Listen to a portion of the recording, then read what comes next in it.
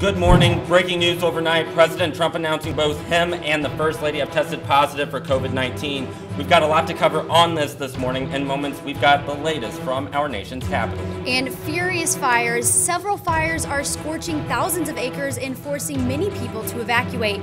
This morning, the latest on the efforts to get the flames under control. Also, Halloween horror. The way people celebrate Halloween will be different this year because of the coronavirus. Just ahead, the guidance from state officials. We've got your headlines as well as your weather forecast. You're waking up this morning with Cardinal weather. From Ball State Unified Media, you're waking up with Cardinal weather with Tyler, Annie, and Nathan live from the Ball State Weather Center. Good morning, everyone. Live look this morning at the White House as President Trump is under quarantine. Thank you so much for being here with us. I'm Tyler Brummett. And I'm Annie Keister. I think a lot of the nation this morning waking up to shock this morning with the news of President Trump being positive for COVID-19. Yeah, this is just wild here. We're going to cover all angles of this. We've just learned moments ago that Vice President Mike Pence as well as the Second Lady Karen Pence, they have both tested negative. But again, the president's where we start this morning as we've just learned about that positive COVID test overnight here. Yes, and this comes just hours after one of his closest aides, Hope Hicks, tested positive for the virus. We get the latest from John Lawrence. Shocking news from the White House overnight. We're obviously all hoping he and the First Lady don't develop much in the way of symptoms. President and Mrs. Trump both tweeting early Friday morning that they have tested positive for the coronavirus. The important thing is that he is in an age group that does carry risk for severe COVID. So this is very concerning. The announcement came just hours after Hope Hicks, one of the president's top aides, tested positive for COVID-19.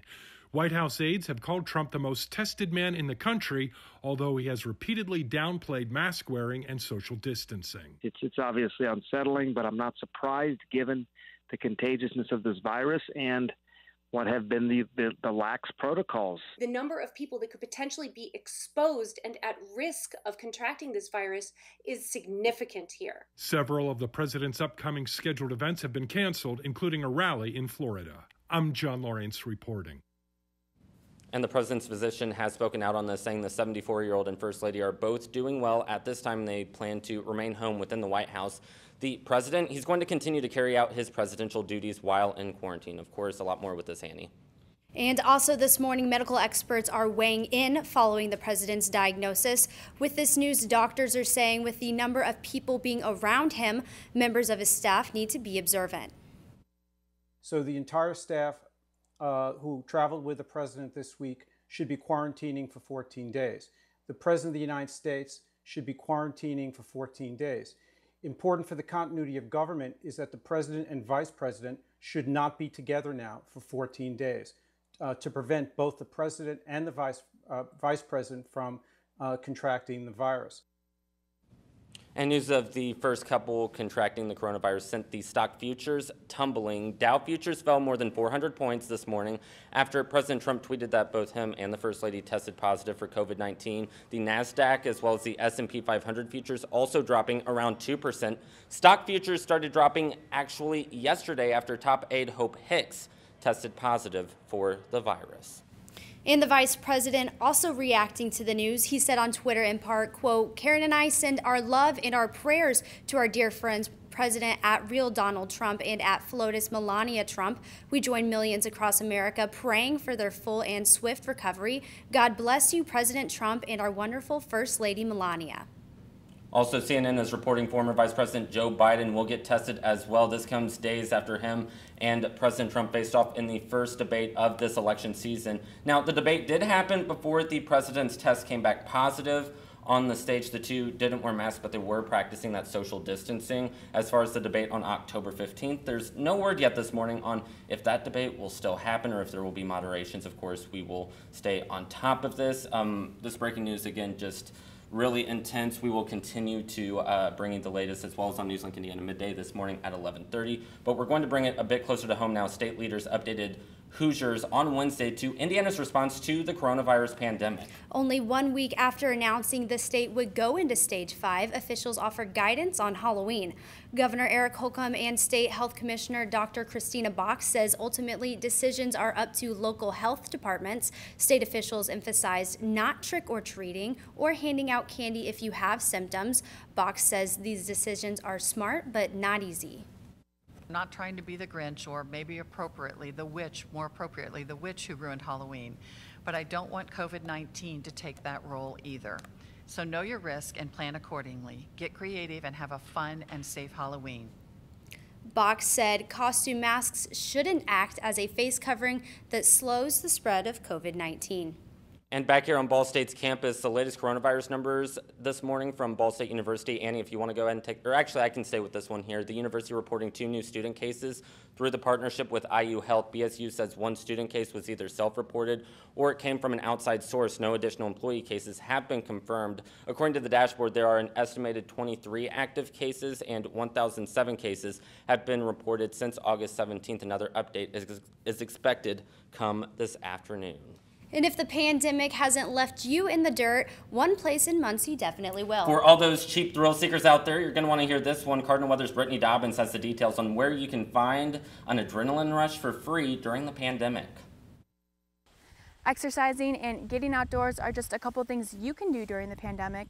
And one place in Muncie to get outdoors is at the Prairie Creek Reservoir, where the Bike Trail Path project has just been completed. Around 7 years ago is when construction started for the trails, and the pandemic didn't help the process either at first, since the builder was from Ohio. But then probably in mid-April we found out that there were other trail builders working in Indiana, and so I called him up and told him the situation, and he was happy to get back to work.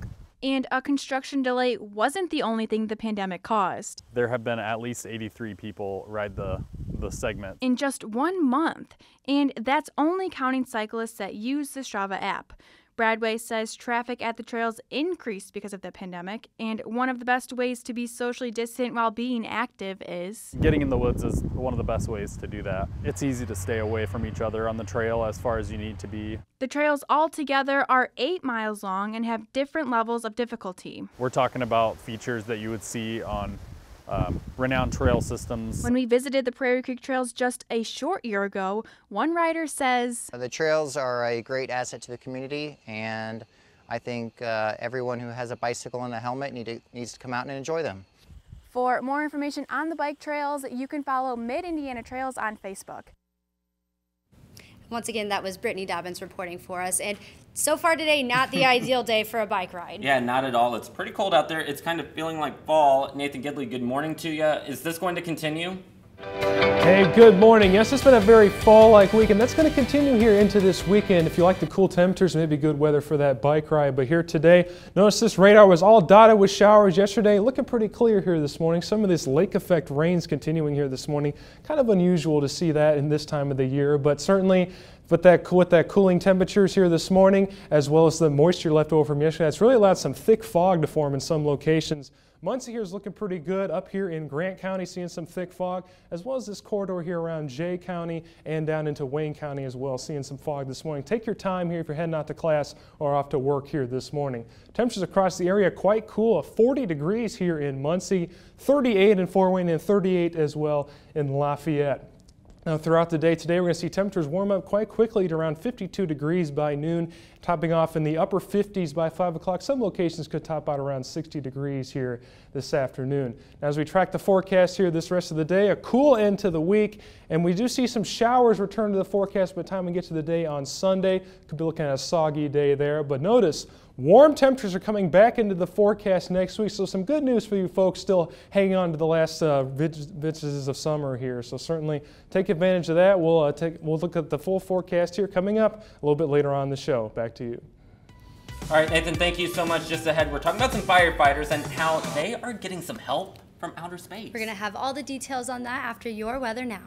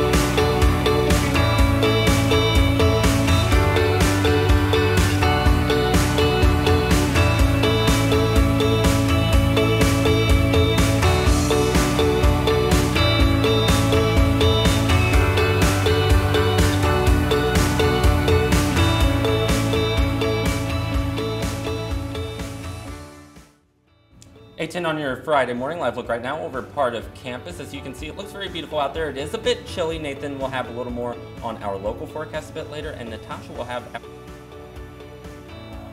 Record-shattering wildfire season is still weeks away from ending. Firefighters are struggling to contain 2 more fires that could threaten more homes. Daryl Forges has more from out west this morning. Smoke billowing, fire torching the west coast.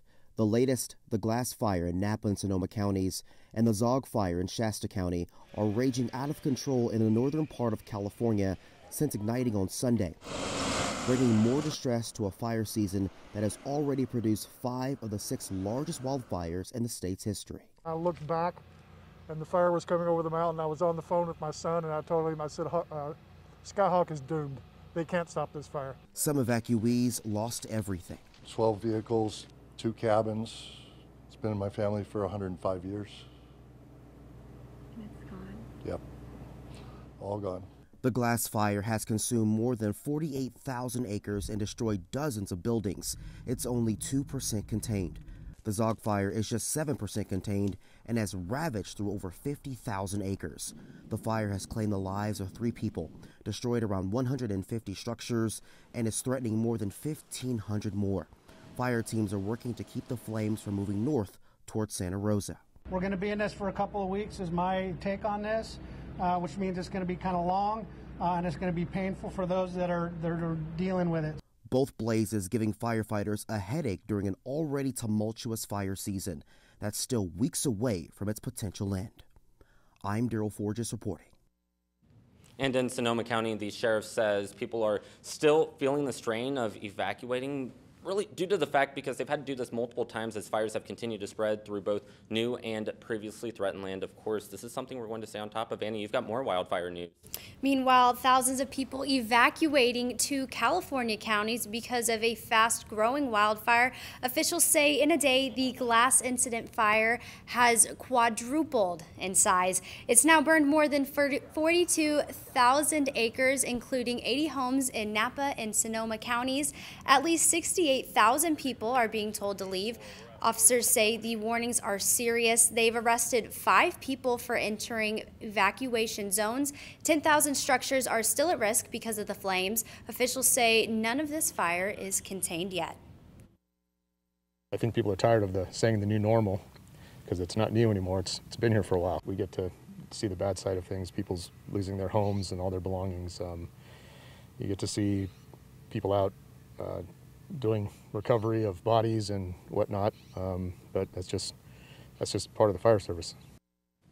Also, firefighters in Washington are getting a helping hand from space. SpaceX has loaned first responders terminals that can let them access its Starlink satellites. That gives them internet access in an area near Spokane where fires have destroyed much of the telecommunication out there.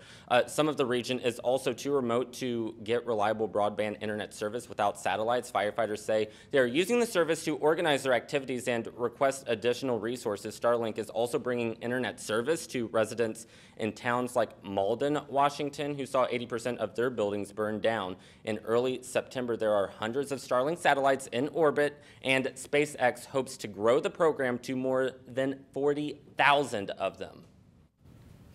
And the U.S. Geological Survey recorded a swarm of small earthquakes in Southern California's Imperial Valley. Dozens of tremors ranging from a 2.5 magnitude to a 4.9 magnitude occurred around 4 p.m. At least 45 earthquakes were reported within 2.5 hours. Now your time is 8:14, and it's again a chilly morning back here in Muncie. Let's go ahead and take a check at that national weather. Natasha, good morning. Good morning. Yes.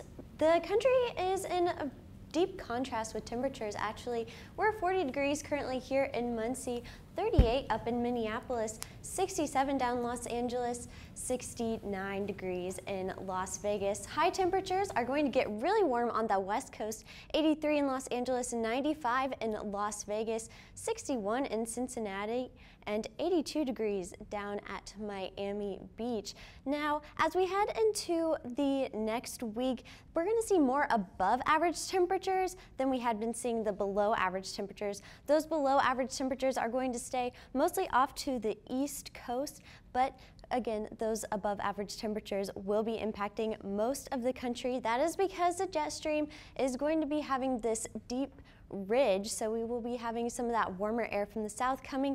Right now in Muncie, we're seeing some of that cooler air from the north, but as we head into the early part of next week, that trough with that cooler air is going to kind of move off to the north, so we're going to be seeing more of that warmer air from that ridging.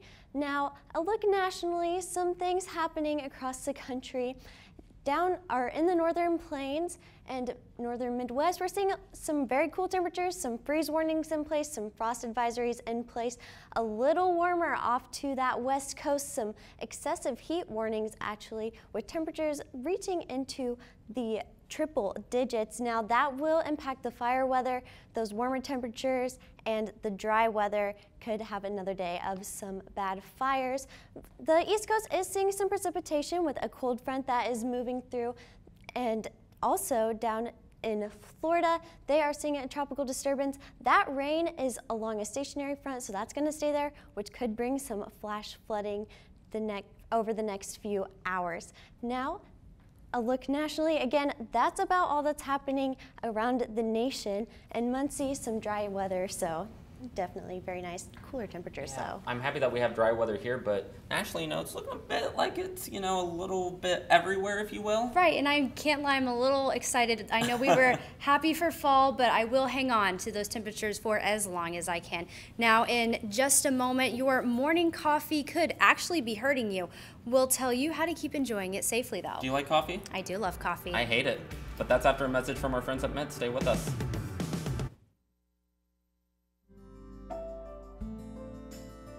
Riding the bus is an easy thing to do. Last year, we carried 60,000 riders from the Ball State area. 50,000 of those were students.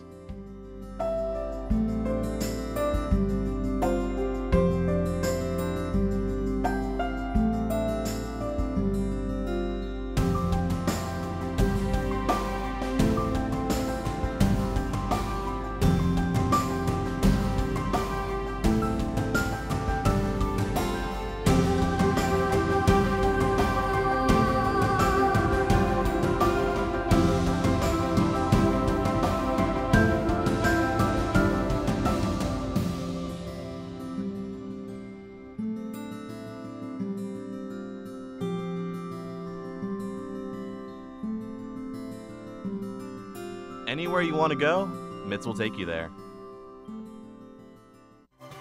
Welcome back. It's 8:18 on your Friday morning. It sounds like a cool and dry morning out there on campus. So bringing a look at a photo of a spiral galaxy. The Hubble Space Telescope captured this photo from about 60 million light years away. The photo is so clear the astronomers with the telescope made it their picture of the week. They say it took 9 hours of observation to get this high resolution. Scientists say it's been the site of a supernova. And drinking coffee before breakfast after a bad night's sleep could actually be bad for your health. If you're drinking it right now, you might want to listen up. Researchers at the University of Bath in the UK studied the combined impacts of broken sleep and morning coffee. Specifically, they were looking at the effects on a person's metabolism. Their findings suggest that drinking strong black coffee after disrupted sleep has a negative impact on blood sugar control. Elevated blood sugar levels increase the risk of conditions like diabetes and heart disease. The takeaway was that if you don't sleep well, you should drink your coffee after breakfast, not before. And I think we've said it before, but it's time to be switching from that iced coffee to maybe some hot coffee. Not a problem for me. Let's go ahead and check back in with Nathan to find out. Yeah, I definitely could use that coffee this morning. It's a cool morning, and we do see some fog continuing across the area here this morning. Let's take a quick look here.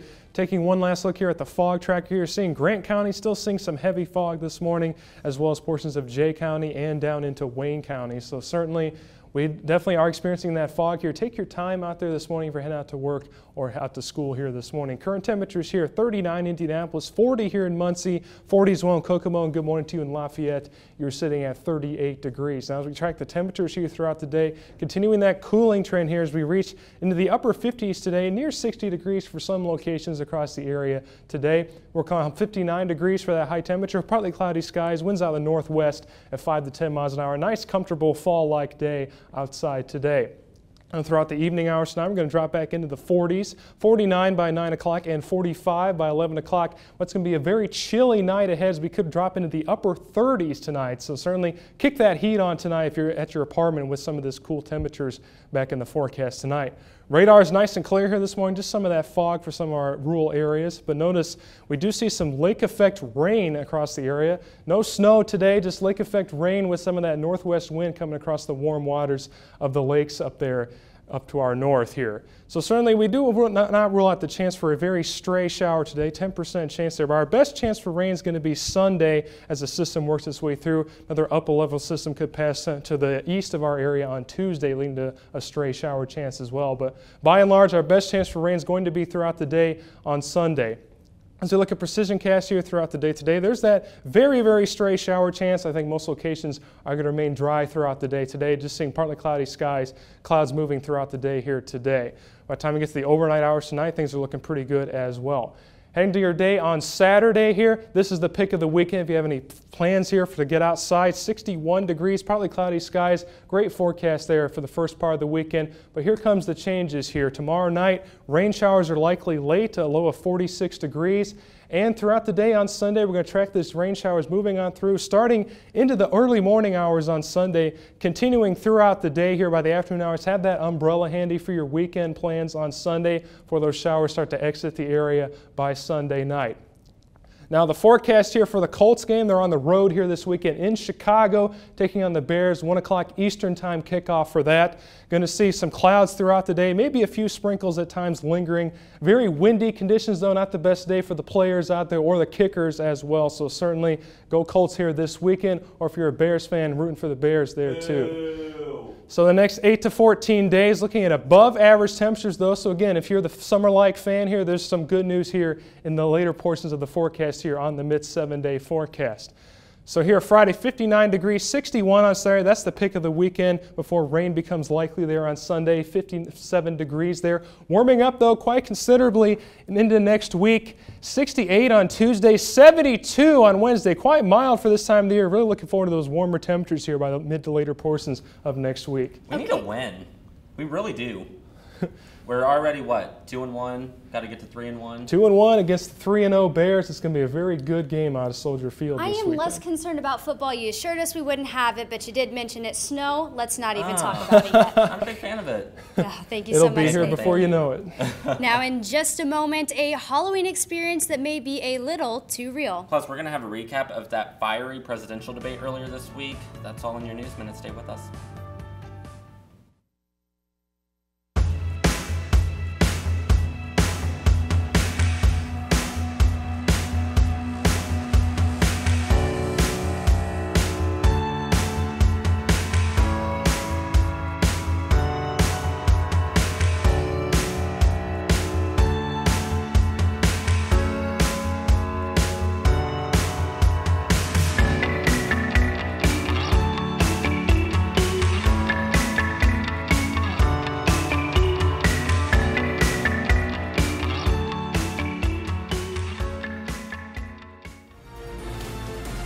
From the heart of Ball State to the heart of your community, NewsLink Indiana brings you local and state news you care about.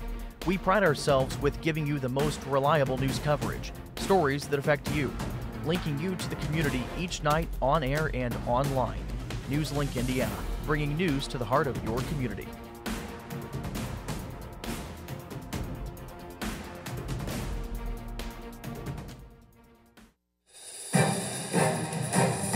Welcome back. Time to take a look at some of the top stories from this week in your Cardinal Weather News Minute. It was a debate many experts say was the most tense in recent American political history. The radical left, would you shut up, man? President Donald Trump and former Vice President Joe Biden squaring off in a fiery showdown Wednesday night in Cleveland. The 90-minute debate was filled with heated exchanges, many experts saying this debate was hard to watch. The next debate between the two is October 15th. COVID-19 now causing scheduling changes for NFL games. The league postponing Sunday's contest between the Steelers and the Titans. At least 11 members of the team, including players and coaches, have tested positive. NFL insiders believe the game might happen in Week 7 of the season. The Titans last played the Vikings, who haven't announced any new positive coronavirus cases yet. Finally, a local family-run corn maze is honoring the 75th anniversary of one man's heroic actions. During World War II, Desmond Doss rescued 75 American soldiers. You may also know him from the Hollywood adaptation Hacksaw Ridge. This year's corn maze is in the shape of Doss rescuing a fellow soldier. The owner of Landis Farms says the story of the Medal of Honor recipient means so much to him. And that's your Cardinal Weather News Minute here on this Friday morning. Time now for Breaking Down the Science. We say good morning to Ryan Crump. Hey there, Ryan. Welcome to Breaking Down the Science segment. This is Ryan Crump. This morning we're going to discuss a little bit about cirrus clouds. Now, cirrus clouds are basically something that is formed by dry air that rises with very, very, very little moisture content. Keyword, very little moisture content. Trees also play a role in the emission of producing cirrus clouds. Without this, we have these two pretty much come together as one. The next step is that we also have this pattern right here, which is deposition. Deposition is basically when liquid turns into a solid, which builds these ice crystals right here. After that, we come to these clouds right here. These clouds right here are basically a wavy formation, but that's because the planes also create a wispiness of clouds. Hope that also gives you an idea that clouds are also 6,000 meters in the air. Now, I hope this helps you get some sort of idea of how cirrus clouds are formed. Thanks for tuning in to Breaking Down the Science segment. Back to you all. All right, Ryan, thank you so much. Annie, I got a question for you. How would you like to spend a night in hell? Moms, grandmas everywhere, if you're watching, I'm so sorry. Well, honestly, you really could spend a night in hell. There's a room for you. If you are from Michigan, take a look at this right here. Residents can book an Airbnb for this hell-on-earth tiny home. I apologize for my language this morning. In the town of Hell, Michigan. That's where it's at. See? I technically did not cuss. The online rental company calls it the, quote, spookiest Airbnb stay on earth. There's a fire pit, outdoor movie screen for scary movies, a queen of the, I don't know how to say that word, and a gothic sitting area. Oh, damned. Didn't realize that. The self-proclaimed mayor of the unincorporated town, his name is John Cologne. He's offering the mayor's lair for the 3 nights in October, the 18th, the 21st, and the 24th. He says you can be the mayor for a day at a cost of $31, plus taxes and fees. The 31st is inspired for Halloween, of course, and to make the mayor's lair yours for a night, you have to be a Michigan resident. So unfortunately, we're all, I think, out of this. We're all from Indiana, right? Yeah. We're out of this. And the guests must be from the same household to minimize the risk of spreading the coronavirus. This is really fascinating. I think if you're in Michigan, you're already there. Sounds like a lit time. Yeah, it sounds like a lot of fun. By the way, can I just say, though, that sounds like a lot of fun. Spooky season really in full effect. Haunted houses, we're getting to that point, and it's starting to feel like it weather-wise out there. You know, it's a bit cooler. It feels nice. Oh, it is October, and it is in full effect here this week as we take one last look at the mid-7-day forecast. Something for everybody here in this forecast. It's a lit forecast, too, here. 59 on Friday, 61 for your Saturday. Rain chances return, though, on Sunday. Going to be kind of a soggy day there. Have the umbrella handy throughout the day. 57 degrees, 62 on Monday, 68 on Tuesday. Quite mild by the middle of next week. 72 on Wednesday, 69 on Thursday. Just going to be a gorgeous forecast by the middle of next week. Certainly could use some more rainfall, though, as we are still seeing a deficit in rain across much of the state. Yeah, Nathan, thank you so much. Before we go, we do want to talk about that breaking news that we talked about at the top of the show. President Donald Trump announcing that both him and the First Lady have tested positive for coronavirus. The Vice President and his wife, Karen Pence, they have both tested negative. We're going to have more on this this morning at 11:30 on Newslink Indiana Midday. Of course, a very fluid situation. Hope Hicks, one of the president's closest aides, has also tested positive. So again, we're going to stay on top of this on air and online on our website, ballstatedaily.com. But for now, that's all for Cardinal Weather this morning. Thank you so much for joining us. We'll see you next week. Have a great weekend, everyone.